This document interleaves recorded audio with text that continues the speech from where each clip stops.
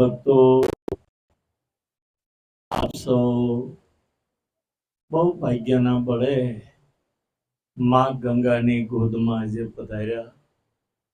ગંગાજી આ પ્રમાણમાં પધાર્યા એ પેલા 7 અબજ સુધી, અબજ વર્ષ સુધી અવકાશની અંદર ઘૂમરીઓ ખાધી.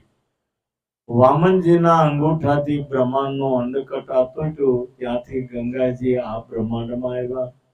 ઉપરથી સત્યલોકમાં બ્રહ્માજીએ કમંડળામાં લીધા અને સ્વર્ગના દેવોની પ્રાર્થનાથી સત્યલોકમાંથી સ્વર્ગમાં ગંગાજી આવ્યા. અને ભારતની અંદર અયોધ્યાના સગર રાજા એમણે અશ્વમેધ યજ્ઞ કર્યો અને યજ્ઞનો ઘોડો વિચરણમાં મૂક્યો અને સર્વત્ર ઘોડાનું વિચરણ થતા જ્યાં પૂર્વ કલકત્તા પાસે જાય ઇન્દ્રે કપટ રચ્યું કે જો આ સ્વર્ગ લઈ લેશે અશ્વમેધ યજ્ઞ કરશે તો. એટલે એને કપટ રચી ઘોડાને કપિલ મુનિના આશ્રમમાં બાંધીને ઇન્દ્ર છટકી ગયો અને સગર રાજાના 59,999 દીકરા એ ઘોડાની પાછળ પાછળ જતા કપિલ મુનિના આશ્રમમાં ઘોડાને બાંધેલો જોયો અને 59,999 દીકરા ક્રોધાવેશમાં આવ્યા. આ ઋષિએ અમારા ઘોડાને બાંધ્યો. હકીકતમાં ઇન્દ્ર બાંધીને પાખંડ વેશ લઈ ઇન્દ્ર ઘોડાને બાંધીને છટકી ગયેલો અને આ લોકોએ કપિલ મુનિની ઉપર પથ્થર મારો કર્યો અને કપિલ મુનિ ધ્યાનમાંથી જાગ્યા અને શ્રાપ આપીને 59,999 ને ભસ્મ કરી નાખ્યા. પછી એક દીકરો જે સગરનો અયોધ્યા હતો એને આવી કપિલ મુનિને આજીજી કરી કે તમારો અપરાધ કરવાથી મારા ભાઈઓ મૃત્યુ પામ્યા, હવે એનો ઉદ્ધાર કેમ થાય? કપિલ ભગવાને કહ્યું સ્વર્ગ ગંગા પૃથ્વી ઉપર આવે એનો સંબંધ થાય તો જ મુક્તિ મળે.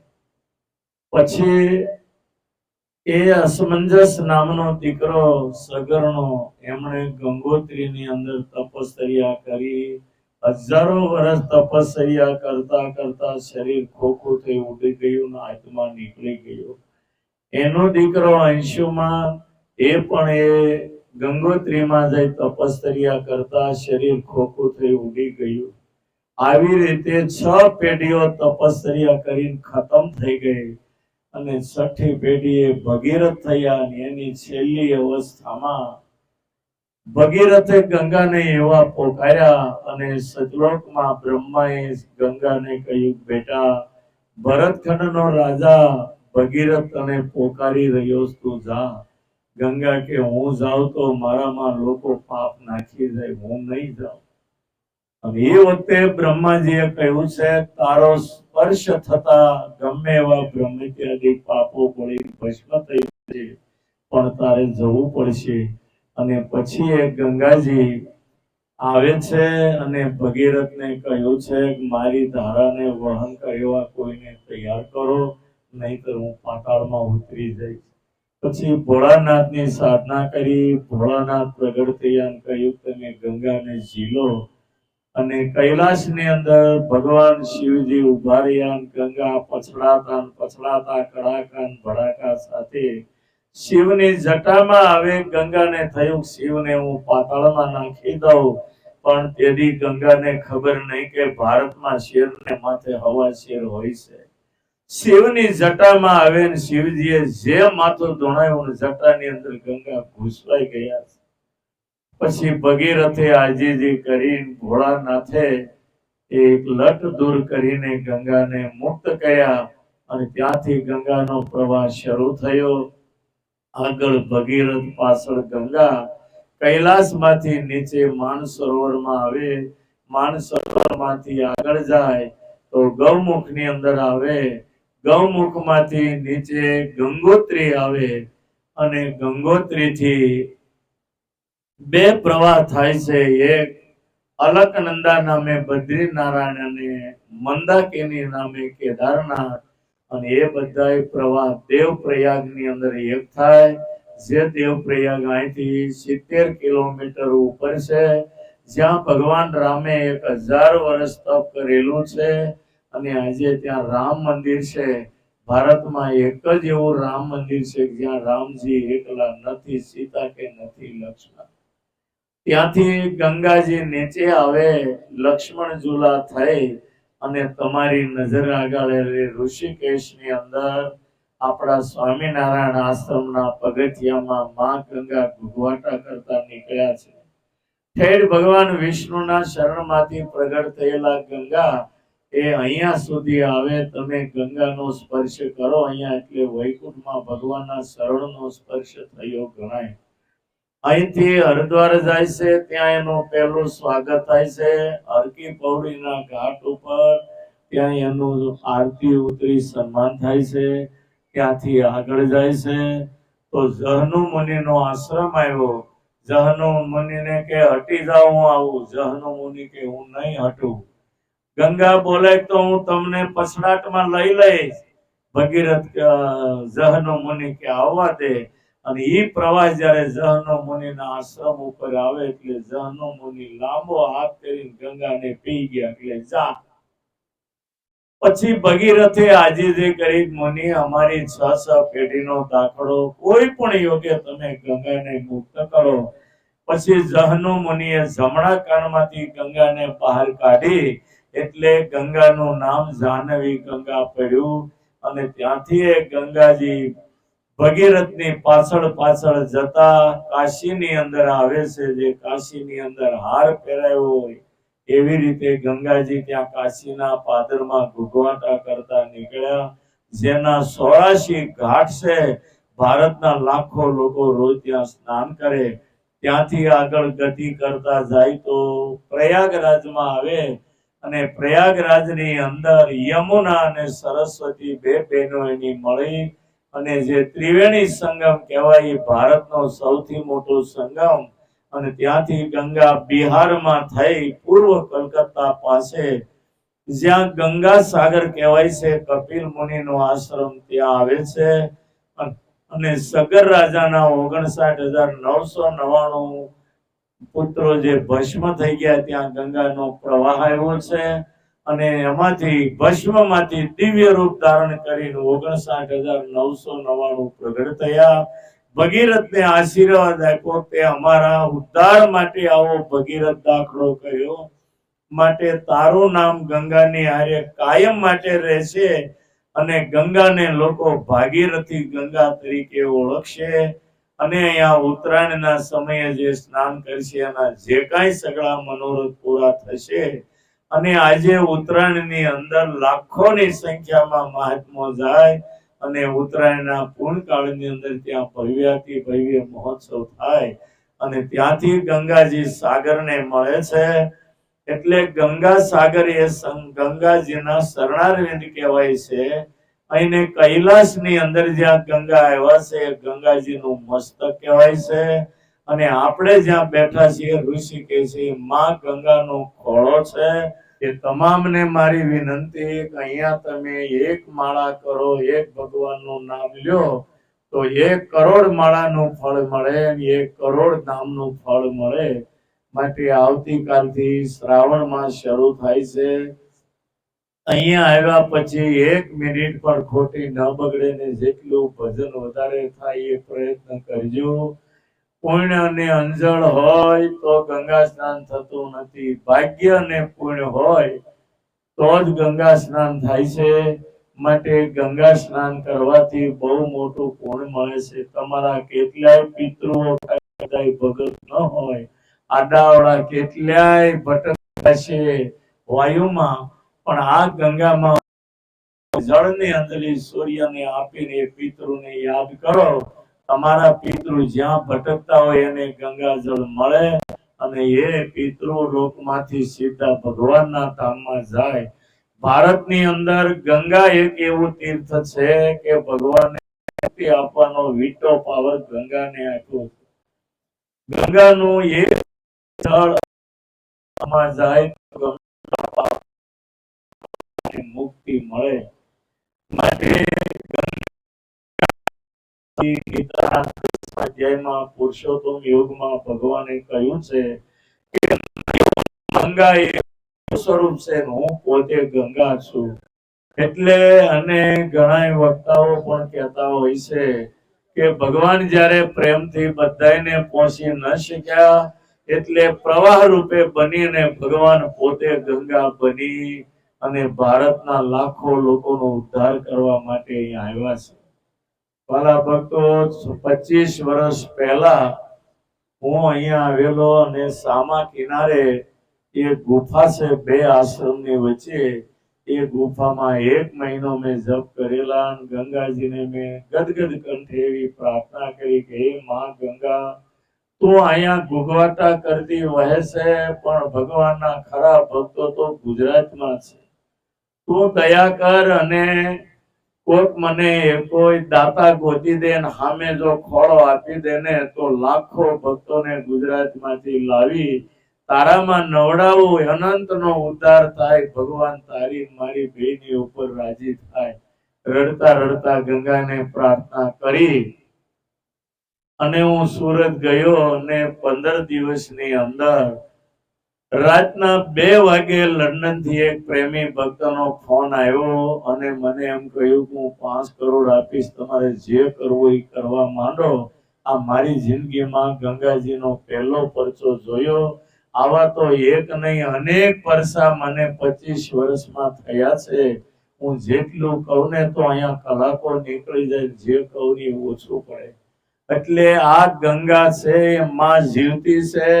આપણી સગીમાં જેટલું આપણું હિત ઈચ્છે ને એના કરતા અનેક ગણું આપણું હિત આ માં ગંગા ઈચ્છે છે.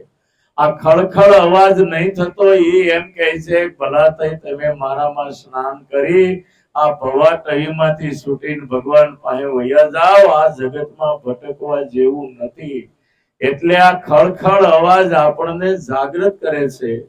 માટે વાલા ભક્તો, તમે ગુજરાતમાંથી ઘણા ભક્તો આવ્યા, બિહાર રાજ્યમાંથી આવ્યા છો અને અહીંયા સ્થાનિક તમામ વ્યક્તિઓને મારી હાથ જોડી વિનંતી કે આવતીકાલે પવિત્ર શ્રાવણ માસ શરૂ થાય છે અને એ શ્રાવણ માસની અંદર તમે જેટલું ભજન કરશો ને અનેક ગણું ફળ મળશે. અને ભગવાને દયા કરી અને આપણને આશ્રમ આપ્યો અને અમારા સુનિલ ભગત આનું સંચાલન કરે છે. રોજ 10 વાગે અને સાંજે 5 વાગે ઋષિકેશમાં જેટલા ભિક્ષુકો ગલીઓમાં રોડ ઉપર હોય એ તમામને આપણા આશ્રમની અંદર એને ભોજન મળે છે. 300 જેટલા ભિક્ષુકો સવારે 10 વાગે સાંજે 5 વાગે તમે જોજો પંક્તિ પડે ત્યારે બિચારાને કપડાનું ઠેકાણું ન હોય એવા લોકોને પેટ ભરીને અહીંયા જમવા મળે. 12 વાગે અને 8 વાગે પછી આપણા યાત્રિકો હોય કે ભક્તો મહાત્મા હોય એને જમાડીએ છીએ. આ અન્ન ક્ષેત્ર ચાલે છે અને લોકોને આશરો મળે છે ને ત્યારે હાશકારો મેળવે છે. અને આમાં જેણે જેણે આપ્યું છે એની ઉપર ભગવાન ખૂબ રાજી રહે. અને અમારે લંડનના પ્રેમી ભક્તે જે સહકાર આપ્યો, બહુ મોટો સહકાર આપ્યો. અને આજે ઉનાળાના વેકેશનમાં, દિવાળીના વેકેશનમાં 2-3 હજાર માણસોનો ભીડો હોય છે. અને અન્ન ક્ષેત્ર તો કાયમ ચાલુ રહે. ઉતારામાં તો પહોંચાય નહીં તો બીજા આશ્રમોમાં ઉતારા કરે, પણ અન્ન ક્ષેત્ર ને પ્રસાદ તો હજારો લોકો આપણા આશ્રમમાં લે છે. માટે આવી અમારા સુનિલ ભગત ખૂબ સારી પ્રવૃત્તિ કરી રહ્યા છે. અને ગુજરાતના મોટા મોટા ઉદ્યોગપતિઓ જે ગોવિંદભાઈ ધોળકિયા કહેવાય છે કે લાલજીભાઈ ધર્માનંદન કે કેશવ ભગત ગોટી, આવા મોટા મોટા જે દાતાઓ એને પણ અહીંયા ખૂબ આગ્રહ અને આસ્થા ને શ્રદ્ધા ને વિશ્વાસ છે. અને સુનિલ ભગત બધાની સાથે ખૂબ સારો વ્યવહાર રાખે છે અને અહીંયા યાત્રિકોને હાસવે છે. આનાથી ભગવાન પણ ખૂબ રાજી થાય. અને અમારા સુનિલ ભગતનો નિસ્વાર્થ એવો ભાવ છે, કોઈ પણ અહીંયા આવે એને અંતરના ઉમળકે હાચવે છે. માટે જે જે ભક્તો અહીંયા આવ્યા છો એ આવતીકાલથી ભજન કરજો. થોડો ટાઈમ પણ ન બગડે ને એનું તમે પૂરું ધ્યાન રાખજો. કારણ કે આ માં ગંગાના ખોળે તમે આવ્યા, તમારા કરોડો જન્મના પુણ્ય ઉદય થયા છે ત્યારે તમે અહીંયા આવ્યા છો. બાકી નવરાશ હતી, સગવડ હતી એટલે આવ્યા છે એવું કદી ન માનતા. તમારા જન્માંતરોના પુણ્ય છે ત્યારે તમે આવ્યા છો. નહીતર કરોડપતિઓને સમય હોય એવા તો ગુજરાતમાં કરોડો છે, પણ ભાગ્ય વગેરે અવાતું નથી. અને આ માં જીવતી દેવી છે એમ માની અને એને કાંઠે ગદગદ કંઠે તમે પ્રાર્થના કરશો, તમારા જે સંકલ્પ છે ને આ માં ગંગા પૂર્ણ કરશે એવો મને પૂર્ણ ભરોસો છે. મને બહુ અહીંયા અનુભવ થયા છે. માટે વાલા ભક્તો, સૌને મારી વિનંતી છે કે ભક્તિ કરીને ભવના ફેરા મિટાવજો. 184 નરક યાતના, ગર્ભવાસ અને જન્મ મરણ આમાંથી છૂટવા માટે આ ગંગા કિનારે તમે એવું ભજન કરો કે ભગવાનને એમ થાય કે મેં આને માણસ બનાવ્યો, લેખે લાગ્યું. માટે સૌને મારી વિનંતી છે, ગંગા કિનારે આવ્યા આવતીકાલથી ભજન કરજો. રોજ અહીંયા ગંગા આરતી ઉતરે છે અને લાઈવમાં ભારતમાં ઘણે દેશ વિદેશમાં લોકો આ ગંગા આરતીનું દર્શન કરે છે. અને ગંગા આરતી સમયે એટલું વાતાવરણ નિર્મળ થઈ જાય છે કે તમે આગળ ગંગા આરતી ઉતરે ત્યારે તમારું મન અને વાતાવરણ બધું નિર્મળ થઈ જશે. જાણે અખંડ અહીંયા ભગવાનનો વાસ હોય ને એવી તમને અહીંયા અનુભૂતિ થશે. અને નીલકંઠ વર્ણી ભગવાન આપણા ઈષ્ટદેવ અહીંયા મહિનાઓ સુધી રહ્યા અને અહીંયા મૂર્તિમાન ગંગાજી પ્રગટ થઈ અને દિવ્ય સામગ્રીથી રસોઈ બનાવી અહીંયા નીલકંઠ વર્ણીને જમાડ્યા છે. અને આ કથા આધારાનંદ સ્વામી હરિચરિત્રામૃત સાગરમાં લખી છે. સુરત જઈને તમે વાંચી જોજો. માટે આ મહાપવિત્ર ભૂમિ, ભારતના રાજાઓ, ઋષિઓ અને ભગવાનના ભક્તો છેલ્લી અવસ્થામાં રાજપાટ છોડીને ગંગા કિનારે આવ્યા છે અને અહીંયા છેલ્લે સાધના કરી અહીંથી ભગવાનના ધામમાં ગયા છે. ઋષિ મુનિઓ એ વખતે સતયુગમાં લાખો વર્ષની જ્યારે આયુષ્ય હતી એ વખતે 10-10, 50-50, 60-60 હજાર વર્ષ સુધી આ ગંગાના કિનારે બેસી અને ઋષિઓએ ભગવાનની સાધના કરી છે. અને આટલો કાળ જતા એના વાળ વધીને કિનારેથી ઠેઠ ગંગાના પ્રવાહને વાળ અડતા, એટલે આ સ્થાનનું નામ ઋષિકેશ પડ્યું. ઋષિઓના કે કિનારેથી વધીને ઠેઠ ગંગાના પ્રવાહને મળતા. અને એવી આ તપોભૂમિ છે. રાજાઓ, ઋષિઓ અહીંયા ભગવાનની સાધના કરીને શરીરના ખોખા કરી નાખ્યા અને એના પરમાણુઓ આ ભૂમિમાં છે. એટલે તમને અહીંયા અંતરમાં ટાઢું થાય છે. અહીંયા આવતા તમારા વિચારો બદલાઈ જાય, તિથિ તારીખ પણ તમને ભૂલાઈ જાય એવી આ પવિત્ર ભૂમિ છે. માટે વાલા ભક્તો, કાલથી બધા ભજન કરજો. અમારા સુનિલ ભગત અહીંયા આશ્રમનું સંચાલન કરે. હજારો લોકો અહીંથી આશકારો લઈને જાય છે અને તમે ભજન કરવા માટે આશ્રમ છે. માટે ફરવા આવ્યા હોય એને માટે નહીં, ભજન વાળા માટે છે. અને ભજન અહીંયા આવો તો ખૂબ ભજન કરજો. કાલે જિંદગીનો કઈ ભરોસો નથી. વાતમાં વયા જશું. કોઈને પૂછવા રહેવાના નથી. રાજાઓ, ઋષિઓ, કરોડોપતિ વાત કરતા વહી ગયા અને ભેગા કરેલા કરોડો રૂપિયાની પાછળ કૂતરાઓ દિવાળી કરે. માટે શરીરનો કોઈ ભરોસો નથી. આત્માના કલ્યાણ માટે બધા કાલથી ભજનમાં લાગી જજો અને ભજન કરશો. ભગવાનને બહુ વાલા લાગશો. ભક્તિ ભગવાનને બહુ વાલી હતી એટલે તો ભગવાને ભક્તિને માં બનાવી પોતે એના પુત્ર બન્યા છે. માટે આવતીકાલથી ભજન કરી તમારું જીવન ધન્ય કરી લેજો. અહીંયા પધારેલા સર્વના મનોરથ વડતાલવાસી લક્ષ્મીનારાયણ દેવ હરિકૃષ્ણ મહારાજ અને સારંગપુરમાં બિરાજતા કષ્ટભંજન દેવ અને મૂર્તિમાન જીવતા ને જાગતા માં ગંગાજી અહીંયા વહી રહ્યા. માં ગંગાના શરણોમાં હૃદયથી મારી પ્રાર્થના. અત્રે પધારેલા સર્વે ભક્તોના મનોરથ પૂરા કરજો. ભૂલચૂક હોય તો તમારા બાળક સમજી માફ કરીને પણ સૌની ઉપર રાજી રહે સર્વને સુખી કરજો. એટલી હે માં ગંગા તમારા શરણોમાં હૃદયથી પ્રાર્થના કરી મારી વાણીને વિરામ આપું. સર્વે ભક્તોને મારા ભાવથી જય સ્વામિનારાયણ.